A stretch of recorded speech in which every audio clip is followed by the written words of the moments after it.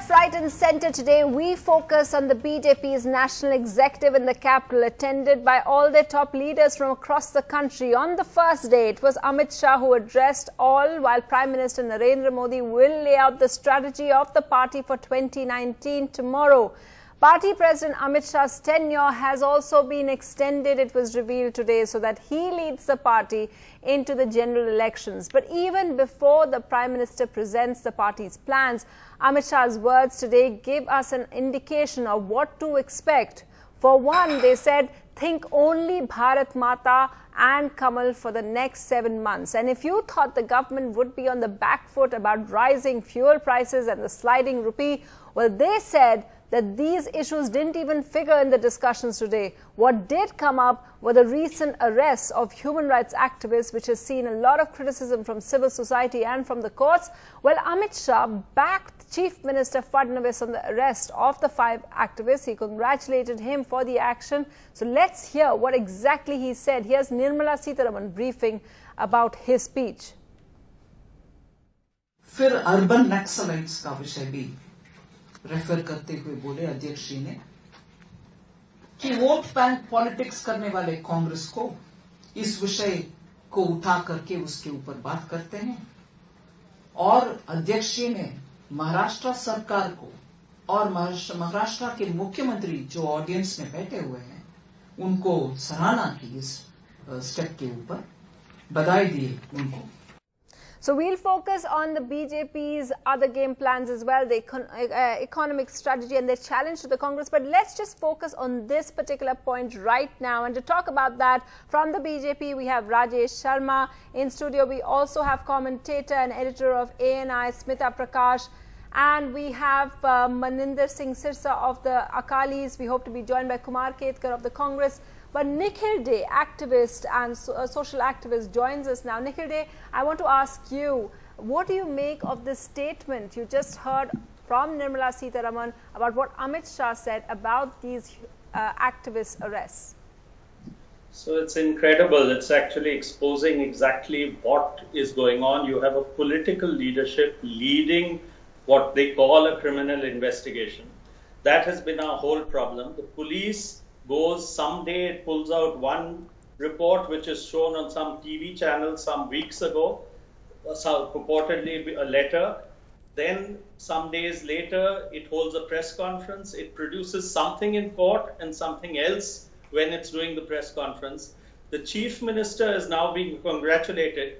That is our whole problem, that there is nothing independent in this investigation. It is being led politically, and the political objective of this entire thing of blaming the so-called urban Naxalites. Firstly, where does this term come from and what does it mean?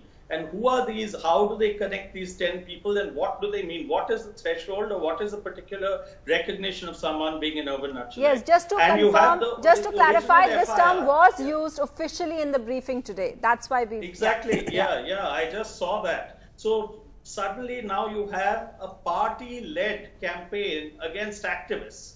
And tomorrow it will be each one of us who say that you come out, bring your proof, show it. What is this manner of doing investigation, using and misusing police? And that's what it clearly amounts to. How can Amit Shah decide, the president of a party decide to congratulate a chief minister, who will congratulate a police officer, who will in turn do anything that they want to? And that's a matter that the court is seized with it just now. And the court has already said that why are you commenting and doing these things? Would you like to respond, Rajesh Sharma? Because in a way, the Supreme Court is still, we've heard 2 hearings. The Supreme Court has also been very, very critical about the way this entire operation has been done. At this point, when we don't know the final verdict in this from the Supreme Court yet, for the party president to come out and support?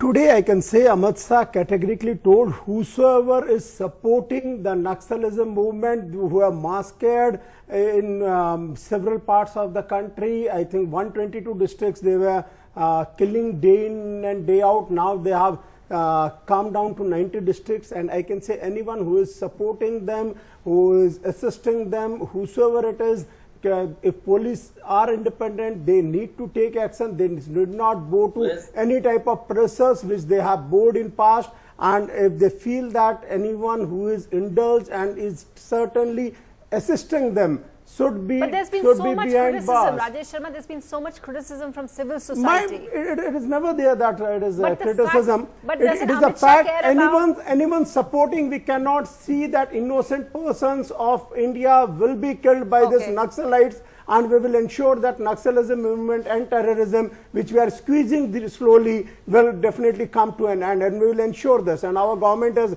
hellbound and determined towards that. What is the big message from this, Smita Prakash, for you? From the urban Naxal issue, or from the party conclave? From the urban Naxal issue, Sunetra, I just feel that you mentioned civil society. The thing is that if you think that civil society only denotes people who are critical of the BJP, according to the BJP, that's what their view is, that civil society today, the way media interprets is an anti-BJP front, and those guys, the BJP doesn't give a damn as to what they think. So as far as urban Naxal is concerned, when the BJP says it, as you said, officially in the briefing, the term is used. Once this has been used, this is going to come into play now during the elections in the 4 states you that think go this in. Is going to be? Absolutely. They're going to go into play because Naxalism is a big issue in the states which are going into elections. And do you think they will benefit from it? Well, that remains to be seen, because it's one of the things that will come up. Naxalism is one of the issues which will come up, and every time civil society brings this up, they are going to bring Naxalism as well as urban Naxalism. No, but Smita Prakash, Naxalism is an issue in small pockets. In Maharashtra, yes, Gadchiroli, then you only have Jharkhand. Otherwise, in other areas, it's not really in the frame of mind of the regular voter, is it? No, it is. When Arundhati Roy comes in and starts defending, or Girish Karnad holds up a plaque saying that I'm an urban Naxal, then you have brought it to the forefront. You are, in the sense that civil society has brought the term to the forefront. So only after everybody else said urban Naxal, today the BJP officially said urban Naxal. So they waited for everybody else. Yeah, and they've really owned, kind of embraced Absolutely. that. So Nikhil Dey, what do you make of this? If the BJP plans to use this entire issue as an election kind of plank, what do you make of that? It was clearly an idea to use it as an election plan. It was clearly something that they wanted to divert from their position vis-a-vis Dalits.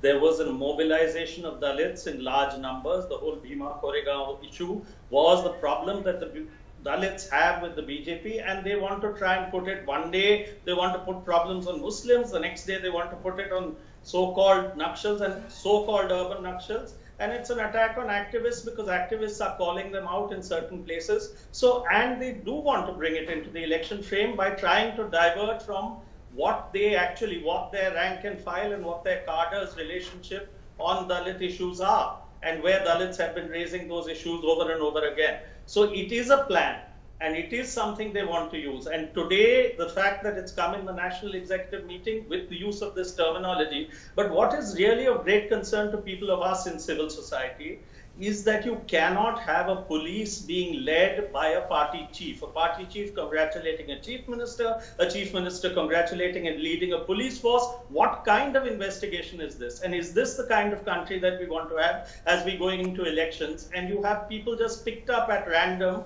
with all kinds of things produced, sometimes in public domain, sometimes else. So apart from the political face of it, which will have to be fought politically, which Dalits also will fight, others will also fight, it is also, how does the rule of law work? How does investigation work? How do investigative processes work? Right. And we really feel for things like this, because there will be more arrests, they will continue like this. We need a kind of an independent body that can look at these allegations. Otherwise, it will be a witch hunt where people who have nothing to do with this will get caught like they are getting caught on other issues like cow slaughter. Well, Nikhil Dey, thanks very much. We are going to move on now to discuss other aspects of the conclave which has come out and discuss that. So thanks very much for talking about that. Let's just play out now the kind of attack that the BJP has focused on ahead of the 2019 elections on the former Prime Minister, on the former Finance Minister, and of course the whole idea of having a coalition, the Mahagathbandhan as they spoke of. Remotely, of course, he referred to the comment made by previous Prime Minister Dr. Manmohan Singh. Dr. Manmohan Singh उनके party को follow करते हैं. Prime Minister Narendra Modi leads his party. That's the difference. P. Chidambaram and company को challenge करो. कहना चाहता हूं, यही अध्यक्ष जी ने बोले कि any worker of the party should challenge P. Chidambaram and company with facts in your hand to come for a debate, but come for a debate only based on facts and figures. ये आदेश दिया अध्यक्ष जी ने. So there's quite a challenge over there to entire congressmen. So what did you make of this? Yeah, so you know, when Nirmala Sitharaman says that the party chief told the party workers that challenge. So you know, at the grassroots level, which means I think 7 or 8 crore people that they have, they claim, are going to be challenging everything, whether price rise, petrol hike, anything and everything that Chidambaram has been writing in a newspaper or saying in a press conference is going to be challenged at the grassroots level with facts, which means that a whole lot of training sessions will go in where every fact that the Congress puts out or every charge that the Congress puts out, and there'll be grassroots level training. So you're going to be having BJP karyakartas at, you know, nodal level, going everywhere from village to village, challenging everything that the Congress says, because in the next 4 states, it's the Congress which is going to be the main. But you know, on the day that they're saying, the BJP has been saying, look, we've done so well, we've surpassed France, we hope to surpass UK's economy. Shouldn't they have also addressed what is actually the big headline and has been all week of rising fuel prices, of the sliding rupee? Because that's, you know, a lot of the delegates who've come in for the National Executive, that's what they're dealing with on a daily basis with the people that they work with. Yes, when they go back to their people, that's the thing that people will ask them. So what is going to happen is, you don't expect this chhati pitoing to happen at a National Executive where Amit Shah says, oh, it's a failure. Obviously not. They're going to be talking about their successes, but behind the party scenes, they will be training their people to answer that as to how to deal with that. Okay, Kumar Ketkar of the Congress MP Kumar Ketkar is with us now. Mr. Ketkar, your reaction to the kind of attack that we've seen on the former Prime Minister, saying that he follows the party, whereas our Prime Minister is one who leads the party. And then, of course, these kind of comments on the Mahagathbandhan, saying that it's just a mirage, it's a lie.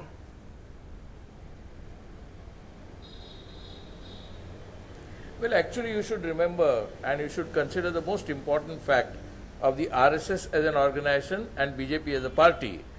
They always believed that individual is not as important.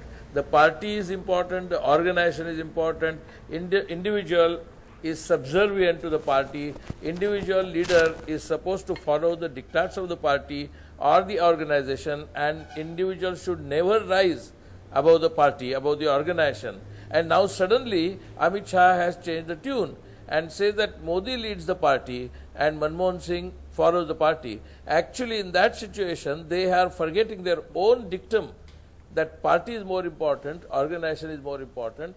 Ideology is with the organization and not with the individual. Individuals are mortals, but the parties and organization are going to last longer. And therefore, the statement that Modi leads the party is actually negating the very philosophy of the BJP and RSS. But Mr. Ketkar, don't you think it's quite a challenge for the Congress when the BJP has a pep rally like they did today and they're going to have tomorrow, where they say, look, we rule 70% of the country and we hope to get in more people. We are going into the elections with the aim, and we are very confident because we won a lot more of the elections after 2014, and they're going in quite gung-ho. Isn't that a little intimidating for the Congress? They actually always are in gung-ho, but 70% of the country they rule is a misnomer. They have got only 31% of the vote, which means 69% of the total vote in India polled is against BJP, and moreover, even in those states which are supposed to be 70%, in those states how they have come to power, everybody knows. like in Goa or like in Manipur, many places, and therefore to say that 70% of the country is under their control is a complete misnomer. They are ignoring the people, and they are thinking that forming a government by skullduggery actually gives them the lead, which is not true, and that will be seen in the election. Mr. Ketkar, that will be seen in the election. Whoever wins in the end is perhaps the winner. I just wanted to go into an ally and get their perspective as well. Mr. Sirsa, watching it as an ally, it was all about the BJP and all they've achieved. How do you feel about the messaging coming out from this conclave?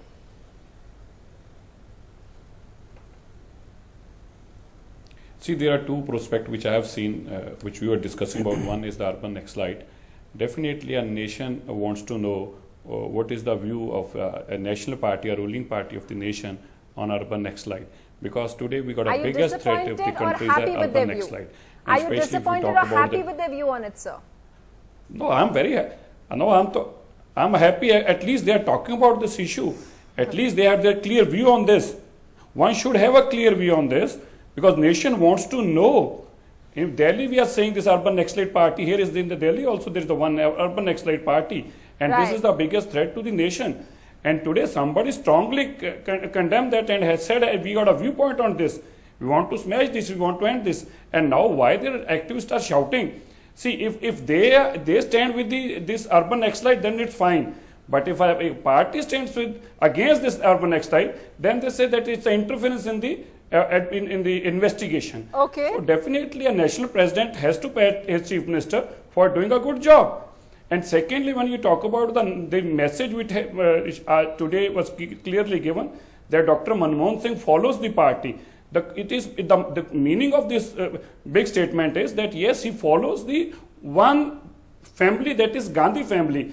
So the message is very clear to the nation that this person, the Prime Minister of this country for 10 years, was not following what nation wants to know and what nation wants to do, but they were actually following one party, and one party, the one family is a Gandhi family. Can you see? Can you believe a one little chap like Rahul Gandhi throwing away the paper and saying कि मैं इसको फाड़ कर फेंकता हूँ? ये मेरे लिए कोई महंगा नहीं लगता. That was the situation of the Prime Minister. That embarrassing was Prime Minister. Yes, sir. We look at how the ruling party sees itself. Final point. We're totally out of time, Smita Prakash. What should we look forward to in the Prime Minister's speech tomorrow?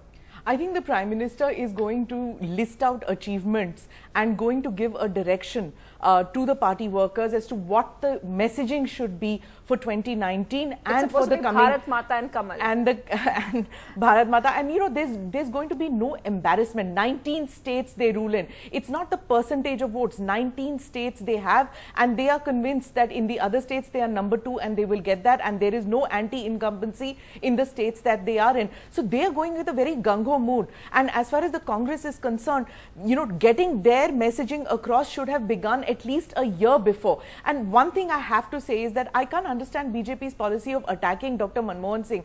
I don't know whether that really gels with the people. It's quite negative politics. I just don't understand. There's no reason for that. Do you want to quickly respond? We only have a few seconds Basically, we have an exemplary leader, a visionary leader why who is performing. Manmohan Singh always, the books of Sanjay Baru has told it very clearly. Everything clear. Why attack him in the run-up to these 2019 elections? Nothing of run-up. The way second UPA has ruined the country. He was sitting mum. Was inaction. It was a scam. Now it was an era of scam and inaction. Now it is an era of performance. Now it is an era of growth and development. And persons have seen that 55 years of inaction and scams, scandals and destruction of the country, and now 4 years of performance. So persons are going to see that, and we are going to win with huge margin. Okay, so quite an action-packed day, and you know, thanks to all my guests for giving us perspective on that. Tomorrow, of course, an even bigger day when we have the final word. And Amit Shah spoke today. Tomorrow, the Prime Minister speaks. What is the message? How are they preparing for 2019? And what is the Congress's counter to that? We'll talk about that in the coming days. Thanks for watching. Goodbye.